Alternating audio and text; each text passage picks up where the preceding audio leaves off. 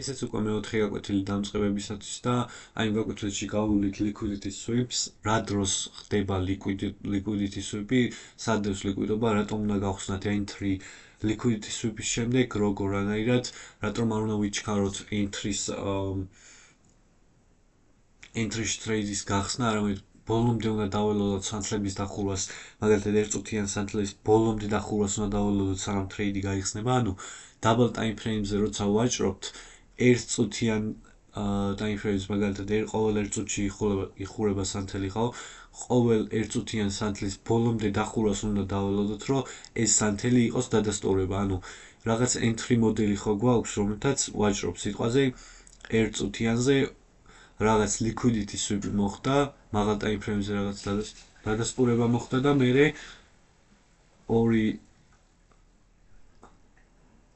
ორი ძლიერი სანთლით ხსნით trades, ხო?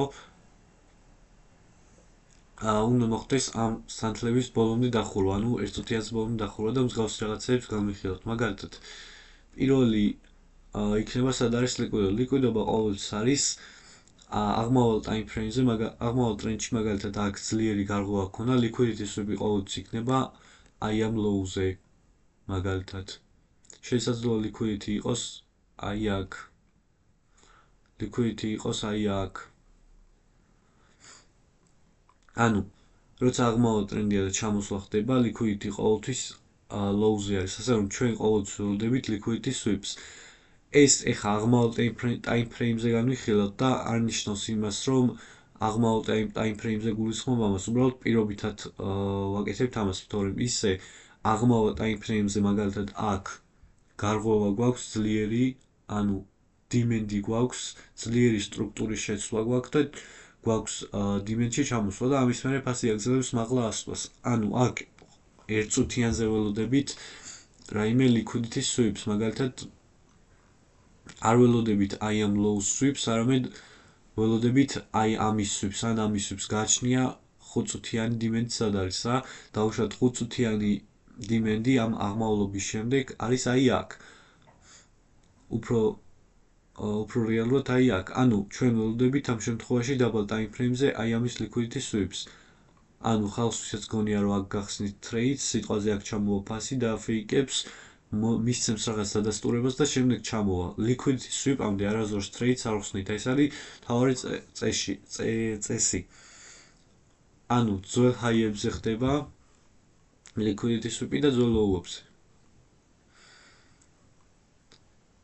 ანუ ხო, liquidity sweep-ი ნიშნავს იმას, რომ ბაზარი იღებს სტოპებს, ანუ ვიღაცამ გახსნა აქ trade-ი, ელოდება რომ high-ზე ავა, ანუ აქ გახსნილი აქვს trade-ი, ელოდება რომ high-ზე ავა ფასი და ამ დროს აქ წავიდა კონსოლიდაცია, ჩამოვიდა, ჯერ დაასტოპა და შემდეგ წავა ზევით. ანუ ჯერ წააგებინებს და შემდეგ წავა ზევით. აქედან უკვე შემოვა ძლიერი ფული და აიღებს high-ს და ჩვენ ყოველთვის გვინდა რომ ჯერ liquidity sweep-ი მოხდეს.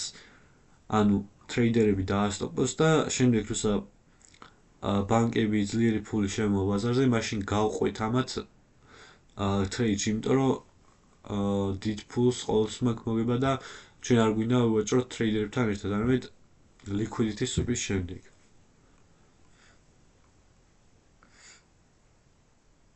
აი როგორც ეკვიტერებს, სუსტი მოთამაშეები გამოდიან ტრეიდიდან, ანუ liquidity sweep-ი ხდება, აქ კონსოლიდაცია ვერ დაინახეს, liquidity sweep-ი ხდება, 5 წუთიან demand-ს ავსებს და ეს 5 წუთიანი demand-ი რატომ არის აქ და არა ქვევით სიტყვაზე, იმიტომ რომ 1 საათიანზე აღმავალი ტრენდი დავინახეთ, დადასტურება liquidity sweep-ი დავინახეთ, 1 საათიანი demand-ი დავინახეთ და ამის შემდეგ სტრუქტურის შეცვლა ახლა დავინახეთ, ამიტომაც ველოდებით ამ demand-ის გასვიფას.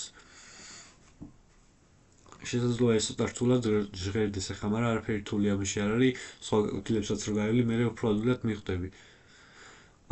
ხო, და დამწყებსა და პროფესიონალ შორის განსხვავება არის. დამწყები ყოველთვის შედის ემოციურად იქ, სადაც ჯერ liquidity არ არის. თვითონაც იცის რომ liquidity არ არის, მაგრამ მარკეტი დადასტურებას აძლევს და ტყუდება და შედის ტრეიდში.